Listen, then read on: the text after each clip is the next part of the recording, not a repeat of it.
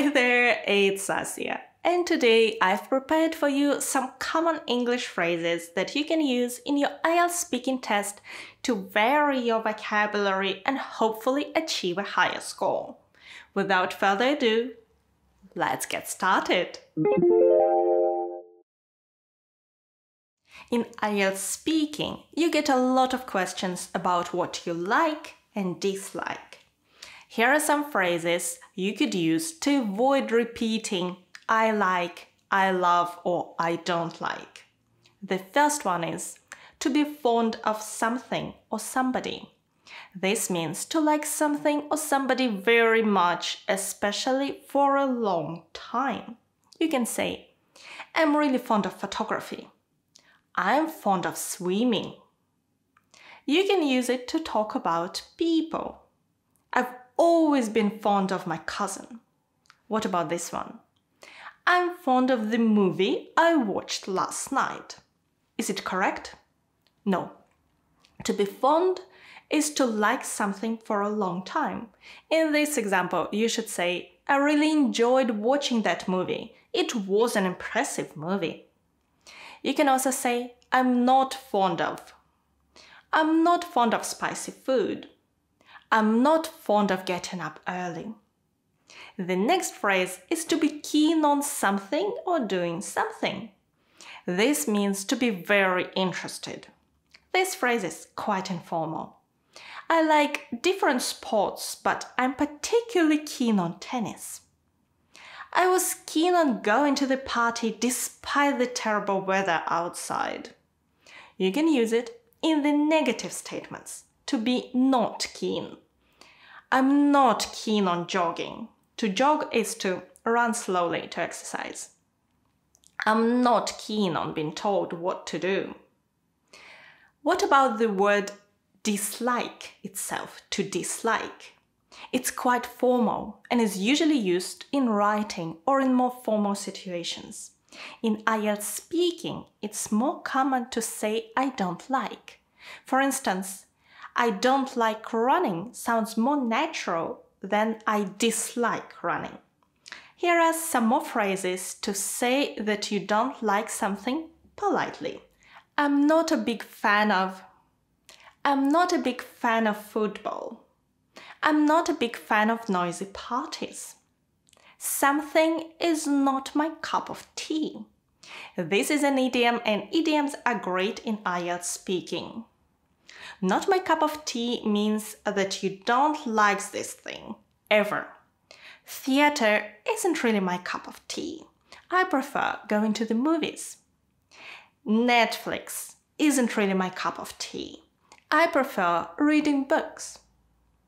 Something is not my thing. Jogging isn't really my thing. I prefer playing tennis. Getting up at 5 a.m. on a Saturday morning isn't really my thing. That's why I look so sleepy. Expressing your opinion.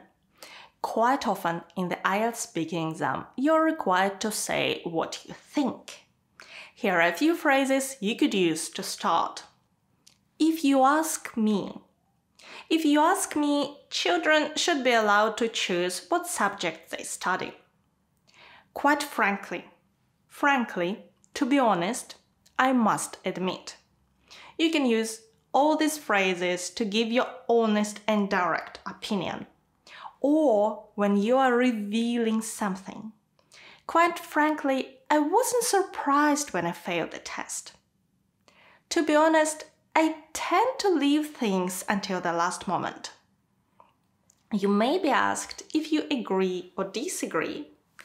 When you agree, you can simply say, definitely, absolutely, exactly. I couldn't agree more. That's so true. I have no doubt about it. For instance, absolutely, it's better if young people are allowed to make their own mistakes. It's easy to agree. When you disagree, and sometimes your examiner may say something that guarantees that you disagree, you need to be careful not to sound rude.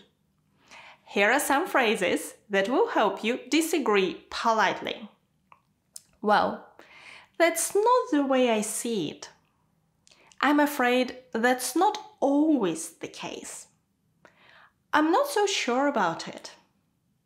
For instance, do you agree that only confident people can become famous?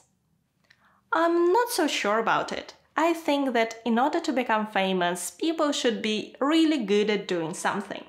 And sometimes it's precisely the lack of confidence that drives people to become better and better. If you are not sure, if you agree or disagree, you can say, actually, I think it depends on the situation, country, or person. Or, it's hard to say. On the one hand, on the other hand. For example, it's hard to say. On the one hand, one needs the self-confidence to pursue opportunities that can help one become famous. On the other hand, it's the lack of confidence that helps people become really good at what they do. Coming back to the point, sometimes, particularly in part 3, you may start giving an answer that's too long, or maybe you're not sure how to finish the thought you started. Here are the phrases that can help you get back on track. You can interrupt yourself and say, coming back to the point, or in short, and then give a short answer to the question. Coming back to the point, I don't think that all famous people are self-confident. You can also use one of my favorite words, basically, which means that you're giving your opinion or stating what is important about the situation. You can use it at the beginning of your answer or in the middle. Basically, there is not a lot we can do about it. Clarifications. In part 1 and 3 of your test, you can ask the examiner to repeat the question.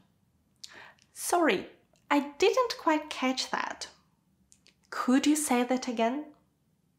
In part 3, you can also ask to explain the meaning of a certain word or phrase. You could say, could you explain what you mean by... Could you explain what you mean by fake news? You may also clarify what you've just said.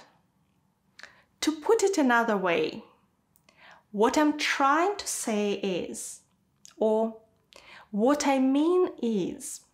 What I mean is, talent without hard work won't take you far. Okay, all these phrases are really common in spoken English, and I think you have plenty of opportunities to use them in your IELTS speaking exam. By the way, do you know that each test begins with one of just 4 topics?